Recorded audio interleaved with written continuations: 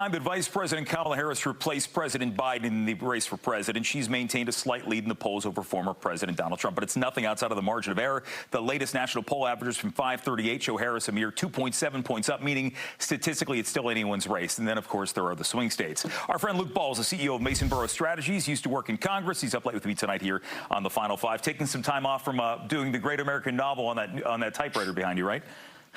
Exactly, yes. We were complimenting, by the way, you got some compliments for the backdrop here in studio.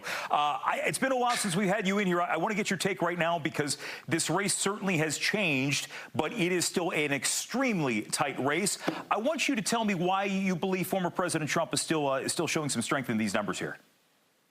Well, you should look at the trajectory, too. And I think that you have seen that Kamala bump materialize for a few weeks. And then the Trump campaign had the opportunity to define her. You know, they had been throwing all of their firepower toward Joe Biden, politically speaking. And now they had to do a complete 180 and start going after Kamala Harris's record. And Kamala Harris ran so far to the left of her Democrat Party in 2020 that she gained somewhere between like a 5% support rate among even her Democrat constituency. So as the Republicans have had the opportunity to go back through and basically mine some of these gold nuggets of the radically progressive things, in my opinion, that she said over the last few years and bring them to the forefront of the American people, Kamala's had to answer a basic question. What Kamala version is running for president right now? The Kamala of 2020 or the Kamala of 2024? And the bottom line goes to the policy issues. Economically, that has hurt the American people over the last few months. You can't give the American people stats and numbers, as James Carville, and tell them and try to convince them the economy is doing good. They've got to feel it in their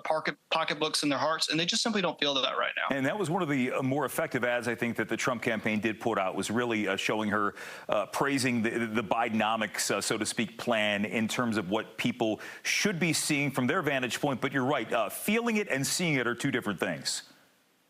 Yeah, you're exactly right on that. And so when I'm looking at this race right now, there are several weeks to go, and I just don't think the American people are going to be convinced in that short sprint that the economic policies of Joe Biden and Kamala Harris are going to do them any good over the next 4 years. And whenever she's asked the basic question, are you better off now than you were 4 years ago, she kind of sputters a little bit. She goes back to this thing and says, I was raised in a middle-class family, because she knows she is directly tied to Joe Biden and Bidenomics. And those policies were the things that I believe drug Joe Biden down in the last few months of this campaign, or the last few years of his presidency, quite frankly. Now, no one has taken this race and run away with it. It is still widely up in the air. This is something that needs to be fought for towards the very end for each side of this campaign, because absolutely anything could happen. I'm waiting to see what sort of October surprise pops up for each camp as we head into the final weeks of the campaign. And I just honestly would love a boring election cycle one of these days. No kidding.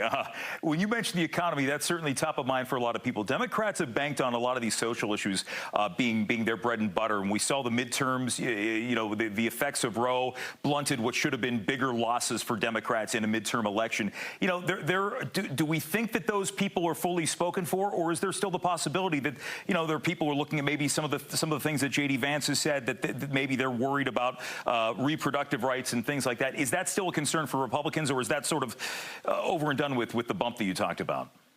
Well, I think it's certainly a factor in the election, but I don't think that it's going to materialize the same way that we saw it materialize in the midterms when it was a hot news cycle, because right now we have so many other issues that are at play. So don't get me wrong. I do think that this is an issue that is going to be top of mind for a lot of voters. You see the Kamala Harris campaign basically singularly messaging on that, but I think that they have to widen their scope a little bit if they're going to try to be successful here. They have to focus on a lot of these other issues. The Trump campaign has largely been focused on things like crime and the border and the economy, things that really resonated with the base before this switcheroo between Joe Biden and Kamala Harris up at the top. The economic policies, when we were polling a few months ago, had to be in a category outside of the top 10 issues for voters, because it was every economic policy: inflation, the cost of groceries, the cost of gas, the high housing prices.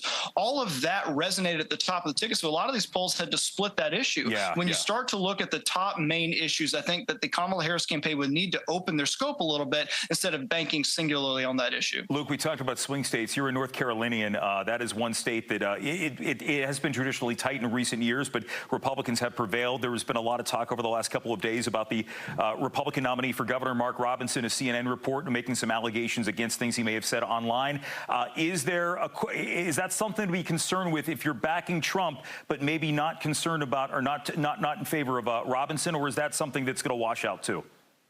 So I'll just have to say with the Mark Robinson issue, as somebody who is based in North Carolina politics, my company is based in North Carolina, we had heard rumblings like this for about a year. We didn't know what the salacious material was going to be. We didn't know what the Oppo research dump was going to be. But I believe there's probably more to come there in that situation. So when we're looking at the Mark Robinson situation, I think that anybody that's going into the voting booth to vote for Donald Trump is not dissuaded based off of what Mark Robinson has done over the last few weeks. Now, I do believe that he is not going to be successful, Mark Robinson, in this gubernatorial race. But I have a hard time believing that a voter sitting at home that is so motivated to go and vote the Republican ticket, maybe skip over the gubernatorial nominee and go down the ballot, is going to be dissuaded to stay at home just because of something that one person who is not at the very tip top of the ticket has said or done over the last few weeks. Well, we've talked a lot about split ticket voting, not through there, but many other states. We still have some time to go before the election. We'll see you soon before then. Luke Ball, always appreciate it.